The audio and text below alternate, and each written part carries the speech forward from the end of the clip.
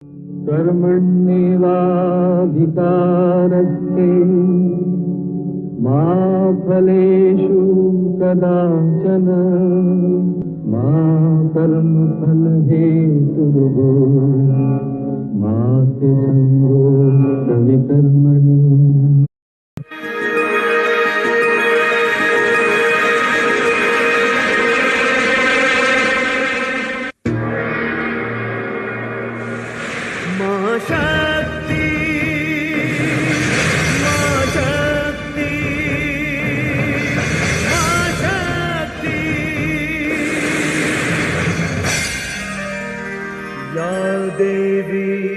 सर्वभूतेषु शक्तिरूपेण संस्थिता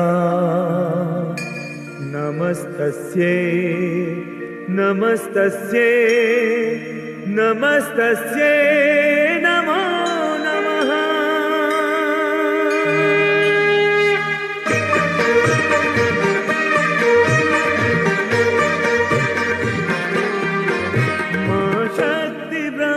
स्वरूपिणी मां शक्ति मंगलकारिणी मां शक्ति ब्रह्म स्वरूपिणी मां शक्ति मंगलकारिणी। जय चंड मुंड विनाशिनी जय शुंभ निशुंभ संहारिणी जय चंड मुंड विनाशिनी जय शुंभ निशुंभ संहारिणी। तू शक्ति है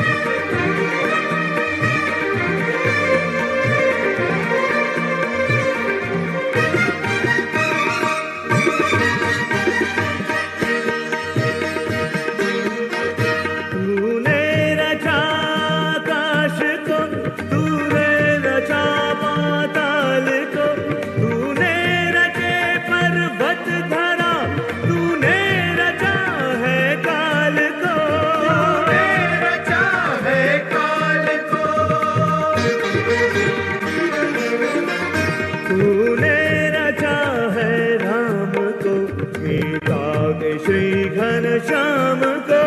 तू सूक्ष्म तू ही विशाल है तू स्वयं काल कराल है तू वैष्णवी विंध्यवासिनी हे शुंभ निशुंभ संहारिणी। तू शक्ति है तू शक्ति है मां शक्ति है मां शक्ति है शक्ति है तू शक्ति है मां शक्ति है।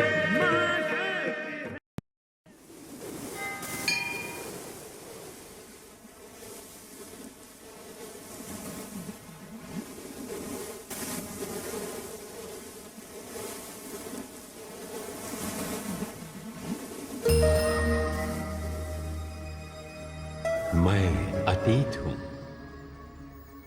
मुझे देखकर आप हैरान होंगे कि मैं काल की पुरानी चादर छोड़कर अपनी सदियों की नींद और खामोशी तोड़कर आपके सामने क्यों आया हूं। मैं ये बताने आया हूं कि मैं अतीत बीत चुका हूं किंतु समाप्त नहीं हुआ। मैं तो ऐसा सागर हूं जिसकी गहराई में कितने युग, कितनी सभ्यताएं, कितनी संस्कृतियां और कितनी शताब्दियों का इतिहास पड़ा है। मैं एक ऐसा दर्पण हूं जिसमें आप अपनी महानता की गौरवशाली गाथाएं देख सकते हैं और अपने पतन की लज्जाजनक घटनाएं भी। मैं आपको याद दिलाने आया हूं कि एक पल का दर्द सदियों को भुगतना पड़ता है। मैं आपको उस भूल के बारे में बताने आया हूं जो आपने नारी को समझने में की। मैं आपको यह बताने आया हूं कि नारी क्या है। नारी शक्ति है, नारी आदि शक्ति है, मां शक्ति है, जननी है, लक्ष्मी है, सरस्वती है, सीता है, राधा है। रुक्मिणी है।